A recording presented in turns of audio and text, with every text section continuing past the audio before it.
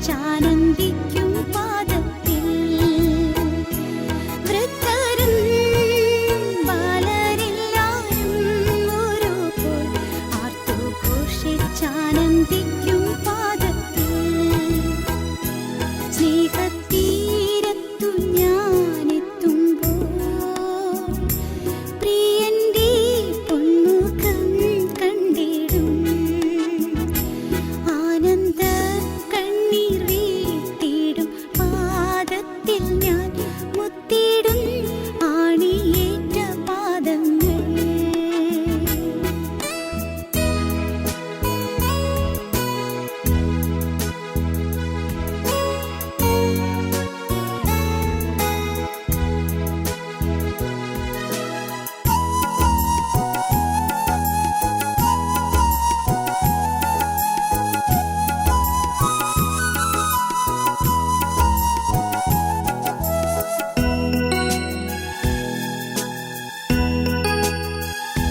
സ്വർണ്ണത്തിരുവീഥിയിൽ നടക്കും ഞാൻ, നീതി സൂര്യശോഭയാൽ ഞാൻ വിളങ്ങും.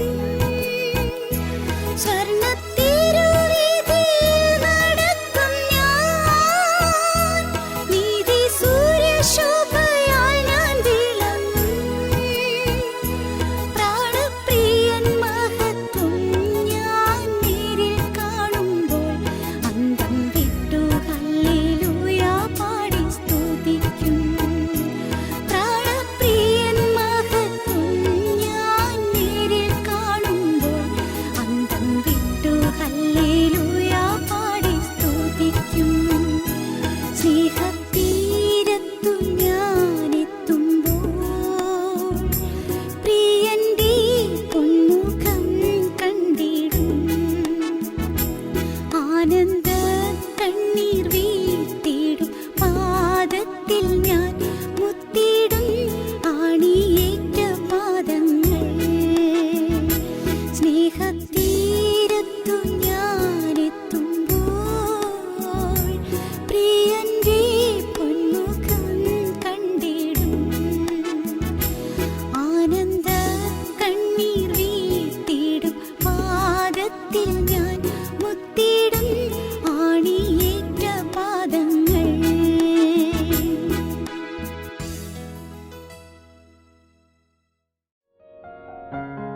ഞങ്ങളും ക്രൂശിക്കപ്പെട്ട ക്രിസ്തുവിനെ പ്രസംഗിക്കുന്നു. ദൈവത്തിന് സ്തോത്രം. സങ്കീർത്തനം 69:19 വാക്യം മുതൽ വായിക്കാം. എനിക്കുള്ള നിന്ദയും ലജ്ജയും അപമാനവും നീ അറിയുന്നു. എൻ്റെ വൈരികൾ എല്ലാവരും നിൻ്റെ ദൃഷ്ടിയിലിരിക്കുന്നു. നിന്ന എൻ്റെ ഹൃദയത്തെ തകർത്തു. ഞാൻ ഏറ്റവും വിഷാദിച്ചിരിക്കുന്നു. വല്ലവനും സഹതാപം തോന്നുമോ എന്ന് ഞാൻ നോക്കിക്കൊണ്ടിരുന്നു. ആർക്കും തോന്നിയില്ല.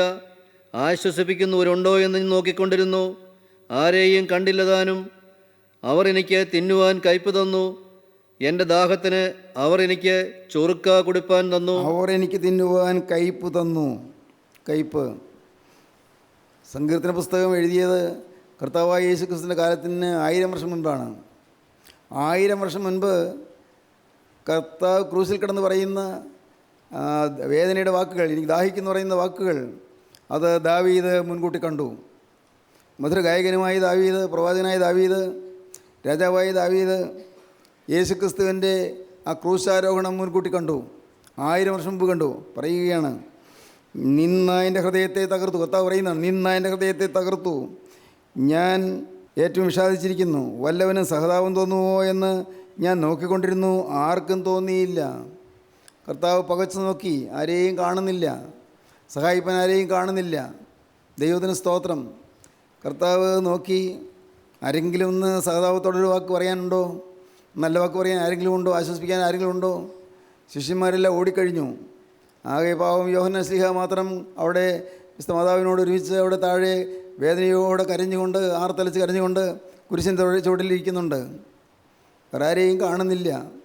പത്രോസും യാക്കോവും അന്ത്രയോസും എല്ലാവരും മാറിക്കഴിഞ്ഞു. എന്താണാവോ, അവരെല്ലാം മാറിക്കഴിഞ്ഞു.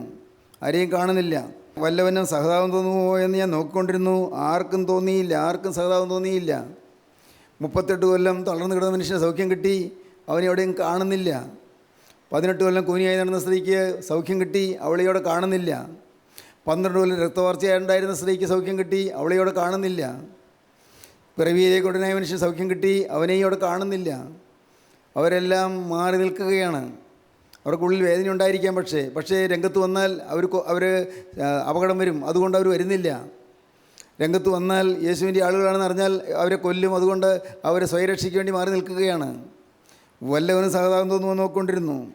നിന്ന എൻ്റെ ഹൃദയത്തെ തകർത്തു, ഞാൻ ഏറ്റവും വിഷാദിച്ചിരിക്കുന്നു. വല്ലവനും സഹതാപം തോന്നുമോ എന്ന് ഞാൻ നോക്കിക്കൊണ്ടിരുന്നു, ആർക്കും തോന്നിയില്ല. ആശ്വസിപ്പിക്കുന്നുണ്ടോ എന്ന് നോക്കിക്കൊണ്ടിരുന്നു, ആരെയും കണ്ടില്ല താനും. സ്തോത്രം. ഏകനായി കുരിശിന്മേൽ കിടക്കുകയാണ്. കർത്താവ് പകച്ചു നോക്കി, കാണാം ഒരു ഭാഗത്ത് ഒരു കള്ളൻ, അപ്പുറത്തേക്ക് നോക്കി വേറൊരു കള്ളൻ. അവർ രണ്ടുപേരും കർത്താൻ ദുഷിച്ചുകൊണ്ടിരിക്കുന്നു. നല്ല വാക്ക് പറയാൻ ആരുമില്ല. താഴെ അമ്മയും ഏതാനും സ്ത്രീകളും കരഞ്ഞുകൊണ്ട് അവിടെ കുരിശിൻ്റെ ചുവട്ടിലിരിക്കുന്നുണ്ട്. ശിഷ്യൻ യോഹന്നാൻ ശ്ലീഹ ഇരിക്കുന്നുണ്ട്. ആരെയും കാണുന്നില്ല, വേറെ ആരെയും കാണുന്നില്ല. ഞാൻ പകച്ചു നോക്കിയെങ്കിൽ ആരെയും കണ്ടില്ല. ആശ്വസിപ്പിക്കുന്നുണ്ടോ എന്ന് നോക്കിക്കൊണ്ടിരുന്നു, ആരെയും കണ്ടില്ല താനും. അവർ എനിക്ക് തിന്നുവാൻ കയ്പ് തന്നു. കയ്പേറിയ അനുഭവം, കയ്പ് കാടി കുടിക്കാൻ കൊടുത്തു. അവർ എനിക്ക് തിന്നുവാൻ കയ്പ് തന്നു. എൻ്റെ ദാഹത്തിന് അവർ എനിക്ക് ചൊറുക്ക കൊടുപ്പാൻ തന്നു. ദൈവത്തിന് സ്തോത്രം. പ്രിയപ്പെട്ടവരെ, കർത്താവിൻ്റെ കരച്ചിൽ, യേശുവിൻ്റെ വേദന ഇന്നും നമ്മെ നോക്കി കർത്താവ് അങ്ങനെ വേദനിക്കുന്നുണ്ടോ? നാം എന്താണ് കർത്താവിന് കൊടുക്കുന്നത്? നാം പേരിന് പ്രാർത്ഥിക്കുന്നുണ്ട്, 2 നേരം നമസ്കാരമുണ്ട്, വളരെ നല്ലത്. നാം ദിവസം വായിക്കുന്നുണ്ട്, തീർച്ചയായും നല്ലത്. പ്രിയപ്പെട്ടവരെ, നാം കൂട്ടായ്മ വരുന്നുണ്ട്, അതേറെ നല്ലത്. പക്ഷേ വാസ്തവത്തിൽ കർത്താവിൻ്റെ ആശ്വാസം നാം കൊടുക്കുന്നുണ്ടോ? യേശുവിന് ആശ്വാസം കൊടുക്കുന്നുണ്ടോ? സ്നേഹിതരെ, ചിന്തിക്കൂ. നമ്മുടെ സ്വാർത്ഥത കൊണ്ട്, നമ്മുടെ സ്വകാര്യ ചിന്തകൾ കൊണ്ട്, നമ്മുടെ സ്വകാര്യ ലാഭത്തിനു വേണ്ടിയുള്ള ആഗ്രഹങ്ങൾ കൊണ്ട്, നമ്മുടെ മനുഷ്യ ബഹുമാനത്തിന് വേണ്ടിയുള്ള പ്രീതി കൊണ്ട്, മനുഷ്യരുടെ ഇഷ്ടത്തിന് വേണ്ടിയുള്ളതായ ആഗ്രഹം കൊണ്ട്, മനുഷ്യന് മുമ്പിൽ വിളങ്ങാനുള്ളതായ ആഗ്രഹം കൊണ്ട്, ആളുടെ മുമ്പിൽ നല്ലതെന്ന് പറയിപ്പിക്കാനുള്ളതായ താല്പര്യം കൊണ്ട്, പ്രിയപ്പെട്ടവരെ, നാം കർത്താവിന് ചൊറുക്ക കുടിപ്പാൻ കൊടുക്കുകയല്ലേ? അല്ലേ? നാം ചിന്തിച്ചു നോക്കൂ. കർത്താവിനോട് ഒരു സഹതാപം നമുക്ക് വരുന്നുണ്ടോ? വേദനയേറ്റ് പിടയുന്ന യേശുവിനോട്. ഇന്ന് വേദനിച്ച് പിടയുന്ന യേശു നമ്മുടെ കുടുംബജീവിതത്തിലേക്ക് നോക്കി കർത്താവ് കരയുന്നു. നമ്മുടെ മക്കളുടെ ജീവിതത്തെ നോക്കി കർത്താവ് കരയുന്നു. പണത്തിനു വേണ്ടി ബന്ധപ്പെടുന്നതായ അനേകം ആളുകൾ പണം കിട്ടാൻ പണത്തിനു വേണ്ടി ജീവിക്കുന്നു. പണത്തിനോ പ്രശസ്തിക്കോ വേണ്ടി മാത്രം ജീവിക്കുന്നു. ഈ ആളുകളെല്ലാം നോക്കി കർത്താവ് വേദനിക്കുകയാണ്, അല്ല കർത്താവ് ദാഹിക്കുകയാണ്. അവർ എനിക്ക് കയ്പ് തന്നു, തിന്നുവാൻ കയ്പ് തന്നു. ദൈവത്തിന് സ്തോത്രം. കയ്പ് കാടി കൊടുത്തു, കയ്പേറി ചൊറുക്ക കൊടുത്തു. പ്രിയപ്പെട്ടവരെ, ദൈവത്തിന് സ്തോത്രം. എന്താണ് ഈ പറഞ്ഞതിൻ്റെയൊക്കെ അർത്ഥം? ഇന്നും നാം ഓരോരുത്തരും കർത്താവിന് കയ്പ് കൊടുത്തുകൊണ്ടിരിക്കുകയാണ്. അത് മനസ്സിലാക്കി കഴിഞ്ഞാൽ നാം മാനസാന്തരപ്പെടും. കർത്താവ്, ഇത്രയും കാലം എൻ്റെ ജീവിതത്തിൽ പാഴായിപ്പോയല്ലോ, നിനക്കൊരിറ്റ് മധുരം തരാൻ എനിക്ക് കഴിഞ്ഞില്ലല്ലോ. കർത്താവേ, നിൻ്റെ ഹൃദയത്തെ തണുപ്പിക്കാൻ എനിക്ക് കഴിഞ്ഞില്ലല്ലോ. എൻ്റെ പാവജീവിതം കൊണ്ട് ഞാൻ നിന്നെ അത്യന്തം കഷ്ടപ്പെടുത്തിപ്പോയി, ഞാൻ നിന്നെ വേദനിപ്പിച്ചു പോയി. ലോകത്തിൻ്റെ പ്രതാപത്തിന് വേണ്ടിയുള്ളതായ എൻ്റെ ഓട്ടം കൊണ്ട് കർത്താവെ ഞാൻ നിന്നെ വേദനിപ്പിച്ചു പോയി. ലോകരുടെ മുമ്പിൽ വിളങ്ങാനുള്ള ആഗ്രഹം കൊണ്ട് ഞാൻ കർത്താവെ നിന്നെ ഞാൻ വേദനിപ്പിച്ചു പോയി. എൻ്റെ യേശുവേ, ഞാൻ നിന്നെ കയ്പാണ് തന്നത്, ഇത്രയും കാലം കയ്പാണ് തന്നത്. ഞാനും ഭാര്യയും തമ്മിലുള്ളതായ അഭിപ്രായ വ്യത്യാസം കൊണ്ട് യേശുവേ ഞാൻ നിന്നെ കയ്പ് തന്നുപോയി. സ്നേഹമാണ് യേശുവേ നീ കാണിച്ചു തന്നത്, പക്ഷേ സ്നേഹമില്ലായ്മയാണ് എൻ്റെ കുടുംബത്തിലുണ്ടായിരുന്നത്. കർത്താവേ, നീ കയ്പ് കാടി കുടിച്ചുപോയി, ഞാൻ അതാണ് തന്നത്. എൻ്റെ കർത്താവേ, എൻ്റെ ദൈവമേ, എൻ്റെ ജീവിതത്തിൽ മാതാപിതാക്കളെ ആദരിക്കാത്തത് കൊണ്ട് കയ്പാണ് ഞാൻ നിനക്ക് തന്നത്. വചനമൊക്കെ കേട്ടു, പക്ഷെ പിന്നെയും എൻ്റെ സ്വഭാവം മാറിയില്ല. പണത്തിന് വേണ്ടി കുൽസിത പ്രവൃത്തിയും ചെയ്യാൻ ഞാൻ മടി കാണിച്ചില്ല. പൈസ ഉണ്ടാക്കാൻ വേണ്ടി ഞാൻ ഏതെല്ലാം കള്ളത്തരങ്ങളും വക്രതകളുമാണ് കാണിച്ചത്. എൻ്റെ കർത്താവേ, ഞാൻ നിനക്ക് കയ്പ് തന്നുകൊണ്ടിരിക്കുകയായിരുന്നു. ദൈവത്തിന് സ്തോത്രം. ഭർത്താവിനെ അനുസരിക്കാതെ, വിനയമില്ലാതെ ഞാൻ എന്തെല്ലാമൊക്കെ സംസാരിച്ചു, എന്തെല്ലാമൊക്കെ പെരുമാറിപ്പോയി. കർത്താവെ ക്ഷമിക്കണമേ, കയ്പ് ഞാൻ നിനക്ക് തന്നുപോയി. ഭാര്യയെ ഞാൻ വാക്കുകൾ കൊണ്ട്, ശകാരം കൊണ്ട് മുറിപ്പെടുത്തിപ്പോയി. അവളുടെ ഹൃദയത്തെ, സ്നേഹമുള്ള ഹൃദയത്തെ ഞാൻ മുറിപ്പെടുത്തിപ്പോയി. കർത്താവെ ക്ഷമിക്കണമേ. ചിന്തിച്ചാൽ അറുതിയുണ്ടോ പ്രിയപ്പെട്ടവരെ? ഓർത്ത് നോക്കൂ. എൻ്റെ കർത്താവെ, എനിക്ക് കിട്ടിയ നല്ല വിദ്യാഭ്യാസകാലം. അന്ന് കോളേജിൽ ഞാനൊരു ശല്യക്കാരനായിരുന്നു. മറ്റു കുട്ടികളുടെ മുമ്പിൽ ഞാനൊരു കൊള്ളരുതാത്തവനായിരുന്നു. അവരുടെ എല്ലാം ഇഷ്ടപുത്രനായി ഞാൻ നടന്നു. പക്ഷേ അന്നെല്ലാം എൻ്റെ ഹൃദയത്തിൽ തിന്മയായിരുന്നു. അഴുക്കായ ബന്ധങ്ങളും അഴുക്കായ കൂട്ടുകെട്ടുകളും കൊണ്ട് എൻ്റെ ജീവിതം നശിപ്പിക്കുകയായിരുന്നു. ഞാൻ നിനക്ക് കയ്പ് തന്നവനാണ്. സ്തോത്രം. ഹോസ്റ്റലിൽ ഞാൻ റാഗ് ചെയ്ത് നിരപരാധികളായ കുട്ടികളെ ഞാൻ വേദനിപ്പിച്ചു പോയി, അവർ അത്യന്തം വ്യസനിപ്പിച്ചു പോയി. കർത്താവേ, കയ്പ്പാണ് ഞാൻ നിനക്ക് തന്നത്, ഞാനത് അറിഞ്ഞില്ല. കർത്താവേ, ക്ഷമിക്കണമേ. സ്തോത്രം. ദൈവത്തിന് സ്തോത്രം. പ്രിയപ്പെട്ടവരെ, ഓർത്ത് നോക്കൂ, ചിന്തിച്ച് നോക്കൂ, ഏതെല്ലാമാണ് നിങ്ങൾക്ക് വന്ന കയ്പ്പ്, കർത്താവിന് കയ്പ്പ് കൊടുത്തത്. സഹോദരങ്ങളെ, ലോകത്തിൽ നിന്ന് എക്കാലത്തും യേശുവിന് കയ്പ്പാണ് കിട്ടിയത്. ലോകത്തിൽ നിന്ന് ഭക്തന്മാരെ അഭിമാനിക്കുന്ന ക്രിസ്ത്യാനികളിൽ നിന്നും യേശുവിന് കയ്പ്പാണ് കിട്ടിക്കൊണ്ടിരിക്കുന്നത്. ഭക്തന്മാരെന്നോ പ്രാർത്ഥിക്കുന്നവരെന്നോ വിശുദ്ധ കുർബാനയിൽ സംബന്ധിക്കുന്നവരെന്നോ കുർബാന കൊള്ളുന്നവരെന്നോ അഭിമാനിക്കുന്ന ആളുകളിൽ നിന്ന് പോലും കർത്താവിന് കയ്പ്പാണ് കിട്ടുന്നത്. പള്ളി പ്രമാണിമാരിൽ നിന്ന് കർത്താവിന് കയ്പ്പാണ് കിട്ടുന്നത്. അതിനുമേലെയുള്ള കാര്യങ്ങൾ ഞാൻ മിണ്ടുന്നില്ല, പറയാൻ പേടിയാണ്.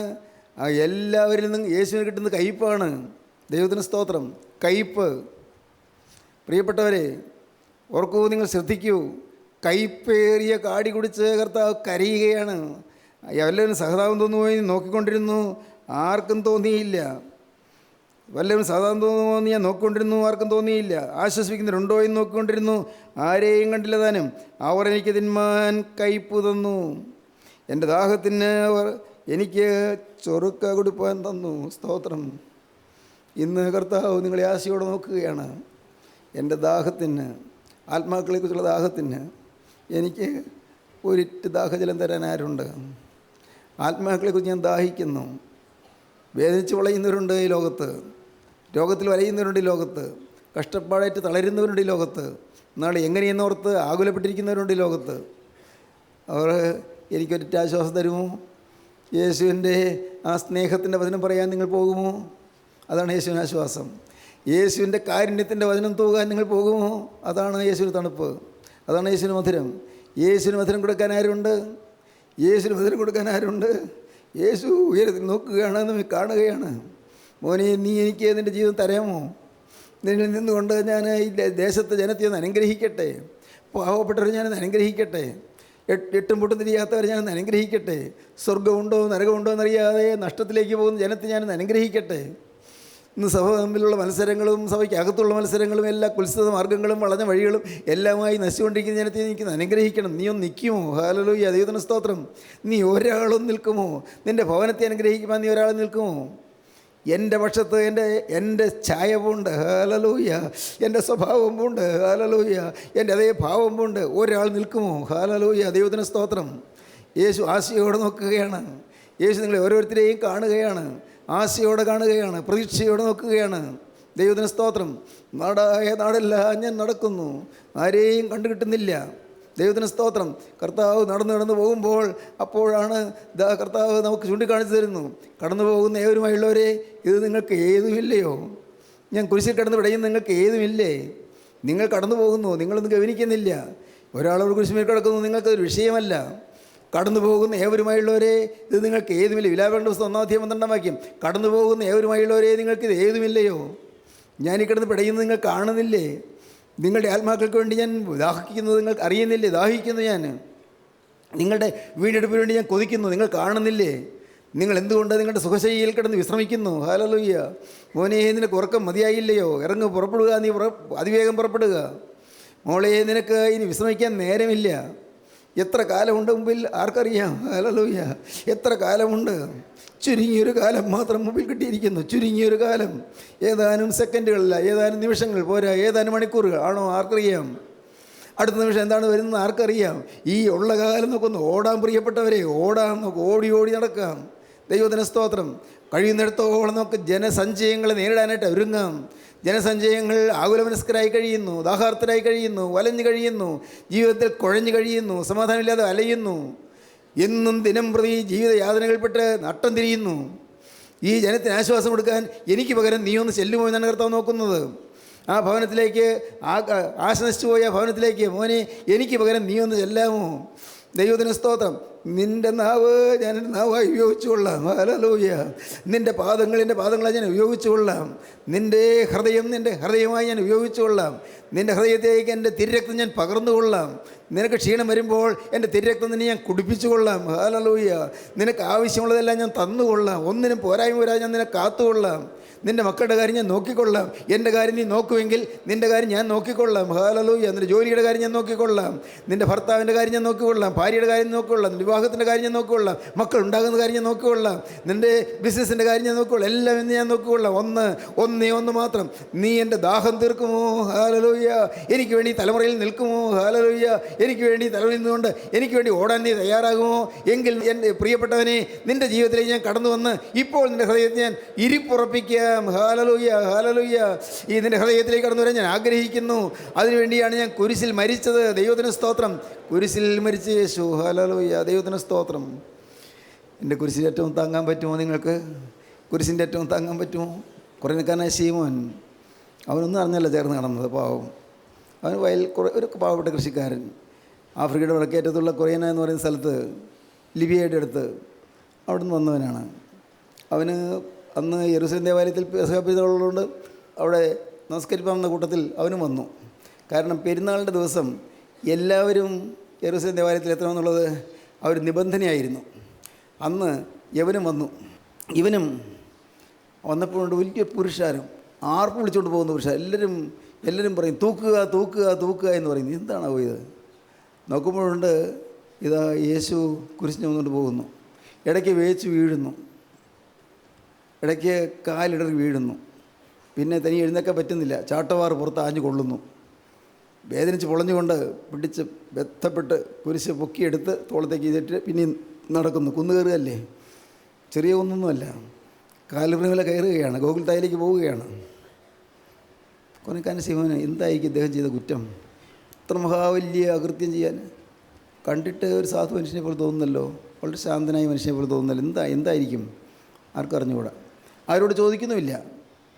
ഇദ്ദേഹം ഒന്നുകൂടി ചേർന്ന് നടന്നു. എന്താണ് ഇദ്ദേഹം ഈ കുരിശി വന്നിട്ട് പോകുക? എന്തിനായിരിക്കാം? എന്തായിരിക്കും ചെയ്ത കുറ്റം? പെസഹ പെരുന്നാളിന് വന്ന ആൾക്ക് ഒരു മഹാഭാഗ്യം കിട്ടി. ദൈവത്തിന് സ്തോത്രം. പെരുന്നാളിന് വന്നപ്പോൾ മഹാഭാഗ്യം കിട്ടി. ആ കുരിശി വന്നിട്ട് പോകുന്ന ആ യേശുവിൻ്റെ പിന്നാലെ അല്പനേരം നടന്നു. പടയാളി പറഞ്ഞു, വലിയ സഹതാപക്കാരനാണെങ്കിൽ എന്നാൽ കൊടുക്കുക, ഒന്ന് താങ്ങി കൊടുക്കുക, അല്ലെങ്കിൽ ഇപ്പോൾ ഞങ്ങൾക്കും കഷ്ടപ്പാടാകും, എത്തിയിട്ട് വേണ്ട, കുരിശിട്ട് വേണ്ട ഞങ്ങൾക്ക് വേണ്ട വീട്ടിൽ പോകാൻ, അതുകൊണ്ട് നീ ഒന്ന് താങ്ങി കൊടുക്കുക. പടയാളികൾ നിർബന്ധിച്ചു. ആ ഒരു നിർബന്ധവും നന്നായി. ഈ കുരിശിൻ്റെ ഒരറ്റം ഒന്നും അറിയാൻ പാടില്ലാണെങ്കിലും അവന് കൃഷിക്കാരനാണല്ലോ, പാവം അപരിഷ്കൃതനാണ്, പരിഷ്കാരമില്ലാത്തവനാണ്. എങ്കിലും വെറും കൺട്രിയായ മനുഷ്യൻ ആ കുരിശിൻ്റെ അറ്റം പയ്യൊന്ന് താങ്ങിക്കൊടുത്തു. സ്തോത്രം. ആ രംഗം ഞാൻ ധ്യാനിക്കുമ്പോൾ ഞാൻ ദൈവത്തെ സ്തുതിക്കും. ആ അറ്റവും താങ്ങിയപ്പോൾ കർത്താവ് തിരിഞ്ഞൊന്ന് നോക്കി. എൻ്റെ കുരിശിൻ്റെ അറ്റം താങ്ങിയതാര്? കർത്താവ് അവനെ നോക്കി പുഞ്ചിരിച്ചില്ലേ? ഒരു സ്നേഹമസൃണമായ ഭാവത്തോടെ കർത്താവ് നോക്കിയില്ലേ? എനിക്ക് ആശ്വാസം തന്നാൻ ആര്? എൻ്റെ കുരിശിൻ്റെ അറ്റം താങ്ങിയവൻ ആര്? ശീമോൻ കുരിശിൻ താങ്ങിക്കൊണ്ട് കർത്താവ് പോകുമ്പോൾ പിറകെ പോവുകയാണ്. അപ്പോഴുണ്ട് ഇന്ന് തോളിൻ്റെ അവിടെ നനവ്. എന്താണാവോ? നോക്കിയപ്പോൾ ആ കുരിശിൽ കൂടി യേശുവിൻ്റെ തിരക്തം ഒലിച്ചൊലിച്ചിറങ്ങി വന്നത് ശീമോൻ്റെ ശരീരത്തിൽ വന്ന് വീഴുകയാണ്. ഹല്ലേലൂയ, ദൈവത്തിന് സ്തോത്രം. കുരിശിൽ കൂടി ഒലിച്ചിറങ്ങി വന്ന രക്തം ശീമോൻ്റെ ശരീരത്തിൽ തൊടുകയാണ്. ശിവന് നവോന്മേഷം കിട്ടി. ആ തിരക്തം തൊട്ടപ്പോഴേക്കും ശീമോൻ ആള് മാറി. ഇപ്പോൾ ക്ഷീണിതനല്ല, തളർന്നവനല്ല, നല്ല ഊർജ്ജസ്വലതയോടെ ശീമോൻ നടക്കുകയാണ് കർത്താവിൻ്റെ പിന്നാലെ. ശീമോൻ ഓർത്തു, എൻ്റെ ആയുസ്സിലേക്ക് വലിയ ഭാഗ്യം എനിക്ക് കിട്ടിയല്ലോ. ഈ ഭടന്മാരെ നിർബന്ധിച്ചാണ് എന്നെ കൊണ്ടുവന്നത്. പക്ഷേ നന്നായി, എനിക്ക് കുരിശ് തങ്ങാൻ ഇടയായല്ലോ. ആ തിരുരക്തത്തിൻ്റെ മേൽ തൊട്ടപ്പോൾ എന്തൊരു അത്ഭുതം, എന്തൊരു അതിശയം. എനിക്ക് നല്ല ഉണർവ് കിട്ടി, ഉന്മേഷം കിട്ടി, നല്ല ഊർജ്ജസ്വലത കിട്ടി. ദൈവത്തിന് സ്തോത്രം. കുരിശ് താങ്ങാൻ ആരെങ്കിലും മുന്നോട്ട് വരുമോ? യേശുവിൻ്റെ കുരിശ് താങ്ങാൻ ആരെങ്കിലും മുന്നോട്ട് വരുമോ? കർത്താവേ, എനിക്ക് വിദ്യാഭ്യാസമില്ല, എനിക്ക് പരിഷ്കാരമില്ല, എനിക്ക് സംസ്കാരമില്ല, എന്നാൽ ഞാൻ നിൻ്റെ കുരിശ് താങ്ങാൻ ഞാൻ തയ്യാറാണ്. കർത്താവേ, എനിക്ക് അടിസ്ഥാന യോഗ്യതകളൊന്നുമില്ല, ക്വാളിഫിക്കേഷൻസ് പറഞ്ഞാൽ ഒന്നുമില്ല, പാരമ്പര്യമില്ല, കുടുംബത്തിൽ മെത്രാച്ചന്മാരില്ല. കർത്താവേ, എനിക്ക് സെമിനാരി പഠിത്തമില്ല. കർത്താവ് തിയോളജിക്കൽ ബിരുദമില്ല. എൻ്റെ കർത്താവേ, എനിക്കൊന്നുമില്ല. യേശുവേ, ഒരു ഭാഗ്യം കിട്ടി കുരിശ് താങ്ങാൻ ഞാനിതാ വരുന്നു. ഒരു ഭാഗ്യം കിട്ടി എനിക്ക് നിൻ്റെ കുരിശ് താങ്ങാൻ. ദൈവത്തിന് സ്തോത്രം. തിയോളജി എനിക്ക് അറിയാൻ പാടില്ല കർത്താവേ, അത് എന്താണെന്ന് പോലും എനിക്ക് മനസ്സിലാവില്ല. പക്ഷേ എനിക്കൊരു ഭാഗ്യം കിട്ടി കുരിശ് താങ്ങാൻ. ഹല്ലേലൂയ, ദൈവത്തിന് സ്തോത്രം.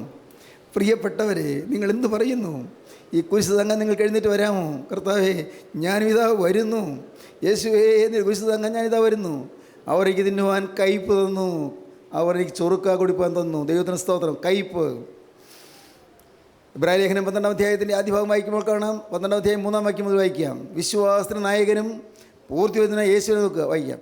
വിശ്വാസത്തിന്റെ നായകനും പൂർത്തി വരുത്തുന്നതിനുമായി യേശുവിനെ നോക്കുക. വിശ്വാസത്തിന് നായകനും പൂർത്തി വരുത്തുന്ന യേശുവിനെ നോക്കുക. തന്റെ മുമ്പിൽ വെച്ചിരുന്ന സന്തോഷമോർത്ത്, തൻ്റെ മുമ്പിൽ വെച്ചിരുന്ന സന്തോഷം അവൻ ഓർത്തു.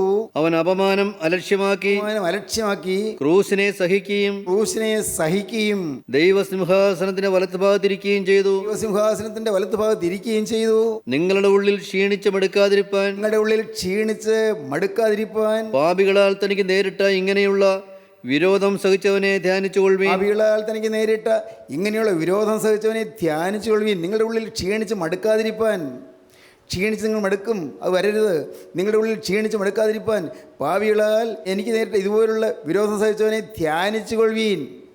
ദൈവത്തിന് ഒരു കാര്യം കൂടി ചെയ്തുകൊള്ളണം. പാപത്തോട് പോരാടുന്നതിൽ നിങ്ങൾ ഇതുവരെ പ്രാണത്യാഗത്തോളം എതിർത്ത് നിന്നിട്ടില്ല. പാപത്തോട് പോരാടിക്കൊള്ളണം.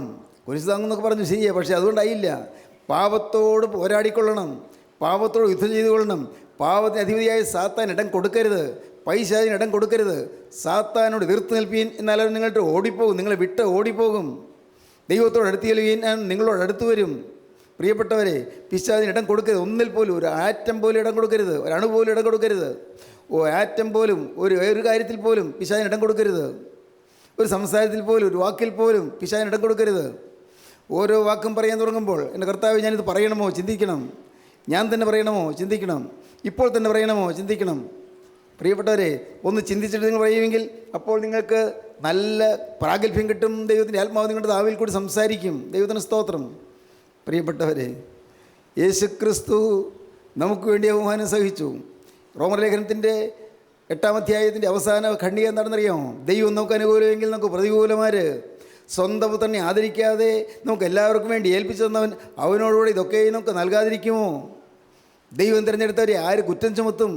നീതീകരിക്കുന്ന ദൈവം, ശിക്ഷ വിധിക്കുന്നവൻ ആര്? ക്രിസ്തു യേശു മരിച്ചിട്ട് ഉയർത്തെഴുന്നേറ്റവൻ തന്നെ. അവൻ ദൈവസിംഹാസനത്തിൻ്റെ വലതുഭാഗത്തിരിക്കുകയും നമുക്ക് വേണ്ടി പക്ഷപാതം കഴിക്കുകയും ചെയ്യുന്നു. ക്രിസ്തുവിൻ്റെ സ്നേഹത്തിൽ നിന്ന് നമ്മെ വേർതിരിക്കുന്നത് ആര്? കഷ്ടതയോ സങ്കടമോ ഉപദ്രവമോ പട്ടിണിയോ നഗ്നതയോ ആപത്തോ വാളോ? നിന്റെ നിമിത്തം ഞങ്ങൾ ഇടപെടാതെ കൊല്ലുന്നു, അറുപ്പാനുള്ള ആടുകളെപ്പോലെ ഞങ്ങൾ എണ്ണുന്നെന്ന് എഴുതിയിരിക്കുന്നുവല്ലോ. നാമോ നമ്മെ സ്നേഹിച്ച മുഖാന്തരം ഇതിലൊക്കെയും പൂർണ്ണ ജയം പ്രാപിക്കുന്നു. മരണത്തിനോ ജീവനോ ദൂതന്മാർക്കോ വാഴ്ചകൾക്കോ അധികാരങ്ങൾക്കോ ഇപ്പോൾ ഉള്ളതിനോ വരുവാനുള്ളതിനോ ഉയരത്തിനോ ആഴത്തിനോ യാതൊരു സൃഷ്ടിക്കോ നമ്മുടെ കർത്താവായ യേശു ക്രിസ്തുവിലുള്ള ദൈവസ്നേഹത്തിൽ നിന്ന് നമ്മെ വേർതിരിപ്പാൻ കഴിയുകയില്ല എന്ന് ഞാൻ ഉറച്ചിരിക്കുന്നു. സ്തോത്രം. സെൻറ്റ് പോളിൻ്റെ ഉറപ്പ് കണ്ടില്ലേ? എന്തെല്ലാം വന്നാലും എന്നെ മാറ്റാൻ പറ്റില്ല. പ്രിയപ്പെട്ടവരെ, ഇന്നത് കേട്ടുകൊണ്ടിരിക്കുമ്പോൾ നിങ്ങൾക്ക് തീരുമാനമെടുക്കാൻ പറ്റുമോ? കർത്താവേ, എന്തെല്ലാം വന്നാലും ശരി, യേശുവിനുള്ളതായ സ്നേഹത്തിൽ ഞാൻ എന്നെ മാറ്റാൻ പറ്റുകയില്ല. യേശുവിനുള്ളതായ സ്നേഹം, ഞാൻ യേശുവിനെ സ്നേഹിക്കും. കാരണം അവൻ എന്നെ സ്നേഹിച്ചു. എനിക്കൊരു മധുരം തന്നുപോയി. അവൻ കയ്പ് കാടി കുടിച്ചു, എനിക്കൊരു മധുരം തന്നു. അവൻ കയ്പ് കുടിച്ചു, എനിക്ക് മധുരം തന്നു. എൻ്റെ കർത്താവേ, അതുകൊണ്ട് നീ എന്നെ സ്നേഹിച്ച് എനിക്ക് മധുരം തന്നതിനാൽ വചനത്തിൻ്റെ മധുരം എനിക്ക് തന്നു, അനുഭവങ്ങളുടെ മാധുര്യം എനിക്ക് തന്നു, അനേകം അനുഭവങ്ങൾ എനിക്ക് തന്നു. നീ ജീവിക്കുന്ന ദൈവമാണെന്ന് എനിക്ക് അനുഭവം തന്നു. നീ പ്രാർത്ഥന കേൾക്കുന്നതിനാണെന്ന് എനിക്ക് അനുഭവം തന്നു. നീ രോഗം മാറ്റുന്നതിനാണെന്ന് എനിക്ക് അനുഭവം തന്നു. നീ ബന്ധനങ്ങൾ അഴിക്കുന്നതിനാണെന്ന് എനിക്ക് അനുഭവം തന്നു. എൻ്റെ പ്രാകൃത സ്വഭാവം മാറ്റുന്നതിനാണെന്ന് എനിക്ക് മനസ്സിലാക്കി തന്നു. കർത്താവേ, അനുഭവങ്ങൾ ഏറെ തന്നു. കർത്താവേ, ഇതിൻ്റെ വചനത്തിൻ്റെ മാധുര്യം നുകരുവാനുള്ള ഭാഗ്യം എനിക്ക് തന്നു. നാഥ, ഇന്ന് ഞാനിതാ ഇപ്പോൾ തിരുവമ്പാകുന്നതുകൊണ്ട് ഞാൻ ഒന്ന് മാത്രം ചോദിക്കുന്നു, കർത്താവേ, നാഥ, നീ എനിക്കുന്ന മധുരം അനുഭവിച്ചുകൊണ്ട് ഈ മധുരം പകരാൻ അയക്കണമേ. Hallelujah, hallelujah, hallelujah. ഈ മധുരം പകരാൻ അയക്കണമേ. മധുരം അനേകരിലേക്ക് വിതരണം ചെയ്യാൻ അയക്കണമേ. കയ്പ് കുടിച്ച് വേദനിച്ചു പോയ ആളുകൾക്ക്, കയ്പ് കുടിച്ച് വശം കെട്ടുപോയ ആളുകൾക്ക് മധുരം കൊടുക്കാൻ അയക്കണമേ. കർത്താവേ, സ്വർഗത്തിൻ്റെ മാധുര്യം ഭൂമിയിലേക്ക് ഒഴിയുവാൻ എന്നെ ഉപയോഗിക്കണമേ. സ്വർഗത്തിൻ്റെ മാധുര്യമാകുന്ന കർത്താവായ യേശു ക്രിസ്തുവിനെ അനേകർക്ക് കൊടുക്കുവാനായി എന്നെ നീ ഉപയോഗിക്കണമേ. എന്നെ നീ എഴുന്നേൽപ്പിക്കണമേ. എന്നെ നീ ശക്തീകരിക്കണമേ. അതിനുള്ള ആത്മാവിൻ്റെ കൃപ എൻ്റെ മേൽ പകരണമേ. ആത്മാവിൻ്റെ ശബ്ദം എനിക്ക് തരണമേ. ആത്മാവിൻ്റെ കൃപയാൽ എന്നെ നിറയ്ക്കണമേ. ഹല്ലേലൂയ. Hallelujah, hallelujah, hallelujah. തീരുമാനമുണ്ടോ നിങ്ങൾക്ക്? യേശുവേ ഇതാ ഞാൻ നിനക്ക് മധുരം തരും, യേശുവേ ഞാൻ നിനക്ക് ഇതാ കുളിർമ തരും, ഞാൻ നിനക്ക് തണുപ്പ് തരും, ഞാൻ നിന്നെ ആശ്വസിപ്പിക്കും. യേശുവേ ഞാനിത് അതിൻ്റെ അരികിലേക്ക് വരുന്നു. ക്രൂസിൻ്റെ ചുവട്ടിലേക്ക് വന്ന് തൃപ്പാദം കെട്ടിപ്പിടിച്ചുകൊണ്ട് ഞാൻ പറയുന്നു, കർത്താവേ ഇന്നു മുതൽ യേശുവേ ഞാൻ എൻ്റെ യേശുവിന് മധുരം തരുന്നവനായിരിക്കും. ഇന്നു മുതൽ യേശുവേ ഞാൻ എൻ്റെ യേശുവിന് കുളിർമ പകരുന്നവനായിരിക്കും. യേശുവേ ഇന്നു മുതൽ ഞാൻ എൻ്റെ യേശുവിൻ്റെ ദാഹം തീർക്കുന്നുള്ളതായിരിക്കും. Hallelujah, hallelujah. അങ്ങ് തീരുമാനമുള്ളവർ മാത്രം കരങ്ങൾ ഉയർത്തുവീൻ. Hallelujah, hallelujah. സ്നേഹം നിറഞ്ഞ ഞങ്ങളുടെ വാഴ്ത്തപ്പെട്ട കർത്താവേ, അവിടെ ഞങ്ങളുടെ കൂടെ തന്നെയുള്ളതിനായി നന്ദിയോടെ സ്തോത്രം. അർഹിക്കാത്ത അനുഗ്രഹങ്ങളാണല്ലോ ഞങ്ങൾക്ക് തരുന്നത്. ഒരു കാരണവശാലും ഞങ്ങൾക്ക് യോഗ്യതയില്ലല്ലോ കർത്താവേ. അവിടെ നിങ്ങളെ സ്നേഹിക്കുന്നതിനാൽ ഞങ്ങൾ നിന്നെ സ്തുതിക്കുന്നു. യേശുവേ അവിടുത്തെ ഈ മക്കളെ അവിടെ നിന്ന് അനുഗ്രഹിക്കണമേ. എല്ലാവരുടെയും ശിരസിൽ തൃക്കരം വയ്ക്കണമേ കർത്താവേ. അവിടുത്തെ രണ്ടാമത്തെ ഒരുവിന് വേണ്ടി വിശുദ്ധരായി ഒരുങ്ങുവാനുള്ളത് ഭാഗ്യം എല്ലാവർക്കും നൽകണമേ കർത്താവേ. സഭാഭേദം കൂടാതെ, സമുദായ വ്യത്യാസം കൂടാതെ, മതഭേദം കൂടാതെ, ജാതി വ്യത്യാസം കൂടാതെ എല്ലാവരും യേശുവിനെ കാണാനിടയാകട്ടെ കർത്താവേ. ബന്ധനങ്ങൾ അഴിയട്ടെ, ശാപങ്ങളെല്ലാം മാറിപ്പോകട്ടെ, ശത്രുവിൻ്റെ കോട്ടകൾ തകരട്ടെ. യേശുവെ അവിടുന്ന് പ്രവർത്തിക്കുന്നതിനായി സ്തോത്രം. ഇപ്പോൾ ഞങ്ങൾ അനുഗ്രഹിച്ച് എഴുന്നേൽപ്പിക്കണമേ. യേശു ക്രിസ്തുവിൻ്റെ മഹത്വപൂർണ്ണമായ നാമത്തിൽ പ്രാർത്ഥിക്കുന്ന കൃപയോടെ കേൾക്കണമേ. ആമീൻ. ഹല്ലേലൂയ. ദൈവത്തിന് സ്തോത്രം.